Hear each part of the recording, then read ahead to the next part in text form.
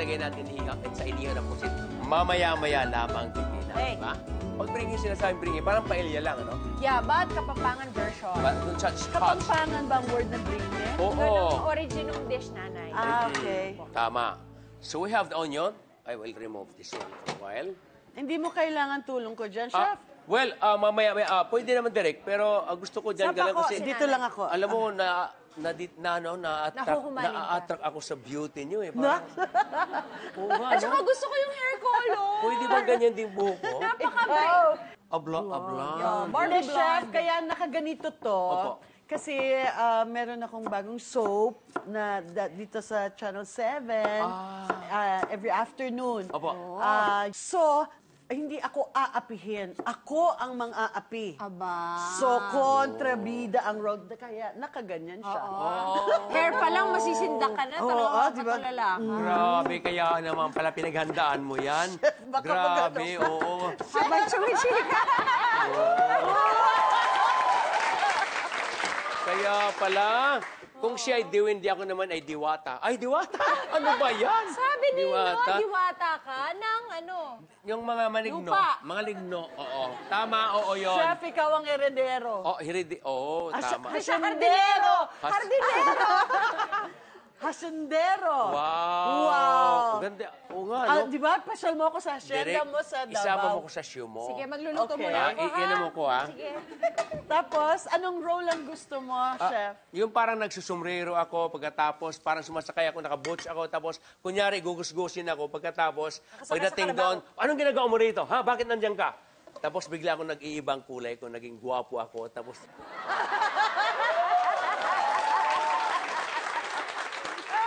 Direk, Alam ko yung title ng soap mo. ano? Ambisyosa. Talaga naman, oh, parang nagitna na ako ng mga galing na artista at magagandang mga ano, ha? Nadadala ako, ha? Ang Diba? galing mo, Chef, nandun na, nakaplanto na sa isip mo kung ano yung gusto mo, no? Wow, ganun. Kasi Sulat natin yan. Bata I-produce pa mo lang kaya. Ha? I-produce mo. Direct? Kaya Doon mo naman eh. Doon tayo sa hacienda mo sa Davao mag-shoot. Wow! Yes. Nice Ayan, naman. direct maganda po yun, ha? So, nandiyan na onion, then garlic. Ano yung nilagay yellow natin, na Chef? yun? Turmeric? Yung turmeric po. Okay. Turmeric. Chicken. Ay, sorry po. Tao lang. Chicken pala. Ito, chorizo de Bilbao. Of course, yung rice, nagababad natin ahead of time. 30 minutes to 1 hour. Lagyan mo ng patis. Ang dami mo sinabi, ha? Red and green bell pepper. Yes. Yan. Nilagyan natin ng gata. So, ang pampakulay natin dito, Chef, turmeric. Lagyan natin ng chicken stock.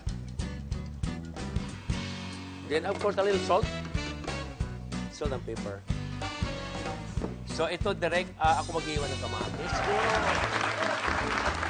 Kasama pa rin natin ang ating very special na bisita tonight na si Direk Gina Alahar para makisalo sa ating summer feast tonight. At next natin gagawin ay ang Bring His Stuffed Squid natin na iihaw natin mamaya para matikman na ni Direk yan. Okay, Chef. Anong Okay. update sa ating... Well, ito kanina, niluto ko na. No, ngayon, talagang lutong-luto na. Kanina marami pang sabaw yan. Oo, Chef. yan. Na-absorb na niya. Oo, kailangan medyo ganyan na fluffy kasi po malagkit siya.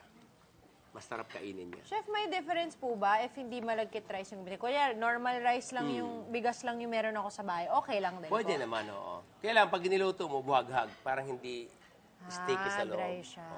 Kung gusto mo naman makatipid ng konti, you can have half-half, maybe 700 grams of regular rice, then 300 grams na malagkit. Okay lang yun, kaya pa yun. Combination. At least mayroong glutinous rice. Opo. Okay.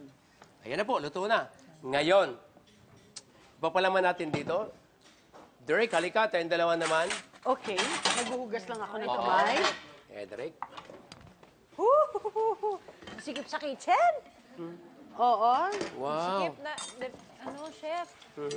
Dito muna ako para hindi ako maka-istorbo sa inyo. Ikaw naman ang uupo. Ganon, wow. Nag-giveaway ka, ha?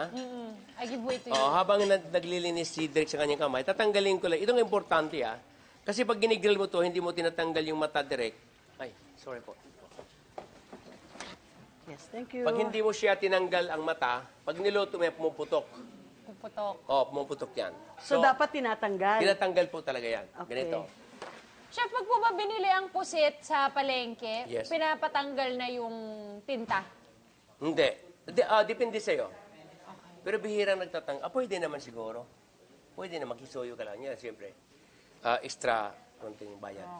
Pero ito wala ng tinta. Mayroon po. Meron Mayroon pa. po yan. So, ito po, yung ngipin niya. Pipindutin mo lang ganyan Oh. para matanggal. Kasi ito, pagka niluto mo, sumasabog din. At pag kinakain mo yan, direct matigas. Okay. So, tinatanggalan yan. Ang technique naman ito, para matanggal yung mata, hihiwaan mo lang. Kung minsan tumatalsik yan, pagka yung... Yan, ganyan mo lang, tapos at saka mo ngayon, pindutin, matatanggal yung mata. Ayun. Para ma-release ang pressure. Yes, opo. Isa lang ang mata, no? Dalawa po. Ng pusit. Ayun. Dalawa po. Tapos, direct, natanggal na yata. Yung pinakaano niya, plastic. Wala na. Meron niya. So, this for you. Okay. Ako naman sa isa. Natanggal na yung plastic. Toyo lang direct at asuka lang. Anong sukat ng asukal po? Just 2 tablespoon and then about 1/2 cup of soy sauce. Don't put calamansi. Kasi pag nilagyan mo ng calamansi, what will happen is yung karne ng magsishrink. Paano ang pag-shrink? Pag may acid, chef, Oo. ganun po ang effect. Oo naman. Kasi chef, di ba po ang pampatanggal ng lansa usually? Last minute mo ilagay. Kapag gusto mo kumain, saka mapigaan. Walang lansa. Okay. Kasi mali yung nagmarinate ka ng kalamansi doon sa iniihaw. Lumiliit ang karne at tumitigas, kumukunat. Tama po Kahit ba? sa baboy po? Kahit sa baboy. Okay. Alright, so nandiyan na po yan. Ito, ibababad ko lang. Dali ihaw din natin. Wow. Parang pinaliguan mo lang sila, chef. Oo. Sit aside for a while. Mamaya may ihaw natin. Maghugas lang ko ng kamay direct. Direk, ikaw po ba ay masinop din magluto? Hindi ako nakakatanda ng recipe kasi bihira akong gawin. Talaga? Pero meron naman merong mga comfort foods na nagagawa ko. Marunong naman ako mag-beef steak. Nice. Arroz a la cubana, nagagawa ko yon. Lalo-lalo na pag nandun ako sa Amerika na wala namang nagluluto. Yes, opo. So, favorite ng anak kong si AJ yung arroz a la cubana. Nice. So, nare-request niya. At saka yung lentils. Aha. Lentils, yes. Yes. Okay, direct. Po. Ilagyan mo yung pusit mo. Ganyan. Lamig. Lamig tapos mainit yung laman. Yan. Okay. Mag-ingat Para po kasi siyang mainit hot. yung kanin po. Direk ha. Opo. Yan. O. Kung gusto mo naman lagyan ito ng hard-boiled egg or pugo sa loob, Pwede rin. rellenong pusit. Tama? Wow. Isil natin technique dyan. Miss Q. Yan. Tawag din ulit. Lumabas siya. Okay lang yan lumabas ng konti. Kung wala kang skewers na ganito, pwede bamboo stick. A little bit of oil.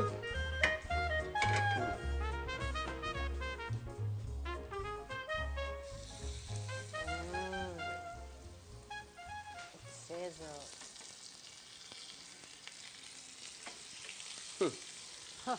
Kala Yung niya. ulo, chef. Yung ulo Kala po. niya, Yung ano hindi po, mo malalagay. tentacles.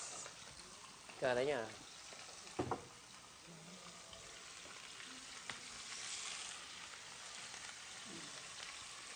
Other side. Ngayon, para tumalsik direct, lagyan natin ng ganito. Kasi tatalsik yan. So, ligtas ka sa mga pamakan. Di ba? Sige po, Direk. Alright. Thank you po. Direk, for, maraming salamat po. helping out, Chef Thank Boy. you. Yeah. Ilang minutes ang aabutin nito, Chef? About 10 minutes, 5 minutes other side, then 5 minutes naman 5 sa per kabila. 5. This one, I have to use this one for the beading of my plating. Paano mo po malalaman kung okay na? Katulad yan, pumuputok-putok na, baliktarin mo. Ganyan lang pagpagliktar doon, napakasimple lang. Ganyan mo lang. Oh. So, di ba? Ito naman, hawakan mo para maluto. Yan. Ganyan naman talaga pag nagluluto, di ba? Wala ka naman sandok. Alam, magtawag ka pa sa kapitbahay, takpan mo ulit. O, di ba? O, di ba? Direct, ilag-ilag po may time. Yes po, sana hindi umabot dito. Hindi abot yan. Saluhin ko alang-alang sa iyo, senyora. Salamat Bago ka naman. mapahamak over my dead body. You know, during my time, nagtrabaho ko sa hotel, I never sumagot sa amo ko. Always, yes sir, yes boss. Sorry po. Ganon. Luto na to. Wala tayo mapatumpik-tumpik pa. Yung humility ni Chef Boy na-retain niya. Na-retain niya. Kahit, Ganyan. Gusto ko si pasok doon para mukhang buo. O, di ba? At saka mo hiwain pag nandoon na. Kasi pag hiniwa mo rito, nililipat mo, lalabas na po. Lalabas. Yes! Oh, kaya ka nang So, tignan. ping! Ito na ang napakasarap na pagkain siguradong lalong magpapasaya sa anumang special na okasyon ngayong summer. Bring his top speed. Diwan Vito is serving!